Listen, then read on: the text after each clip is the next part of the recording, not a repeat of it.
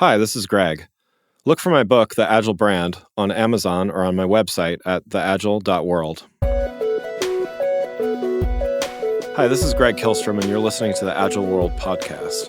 In the last episode, I talked about substance, how having an ideology, offering a great experience, and offering some sense of timelessness can really help brands succeed.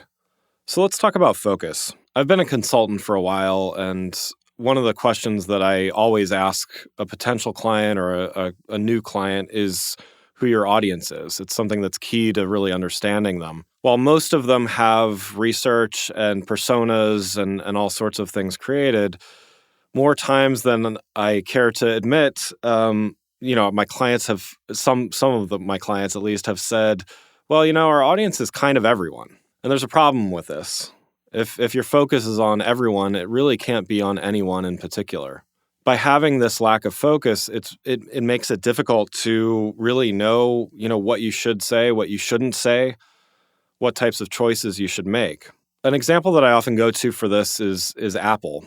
They're a company that lots of people own iPhones. Many people own iPhones. They keep buying them.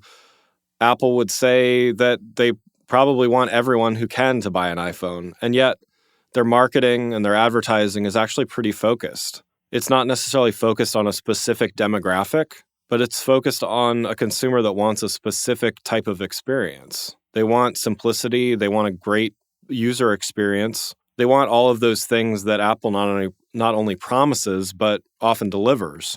If they were to all of a sudden say, well, we also want to appeal to everyone in the world, what would happen? What would their advertising look like if they needed to be safe for everyone, if they needed everyone in the world to identify exactly with their brand? They're actually successful because they give someone something to aspire to, an experience in this case to aspire to. Not everyone has that experience initially. Not everyone is currently having that experience, but Apple and their products and their services allow people to aspire to have that experience that they market and advertise. The other thing with Apple is that by not focusing on everyone and by being something that's aspirational, there's also an element of status. When a new product is released, people line up for it. There's been varying lengths of lines for iPhone releases over the years, but it is something where when you have the new product, even, to go outside of Apple, even, when you have something new, when you have something that is desired by others, that's desired because people have an expectation of, well, the kind of people that own that, the kind of people that are early adopters of that, they are the kind of people that I aspire to be, or those are the kinds of people that have the lifestyle that I aspire to have.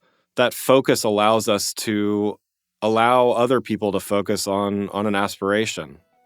In the next episode, I'm going to talk about the third aspect of what makes a brand successful, relevance. Thanks for listening, and I'll see you next week. If you enjoyed this episode and found it helpful, please rate the show on iTunes or contact me through my website at theagile.world. You can find my books, The Agile Brand and The Agile Web, on Amazon and on my website at theagile.world.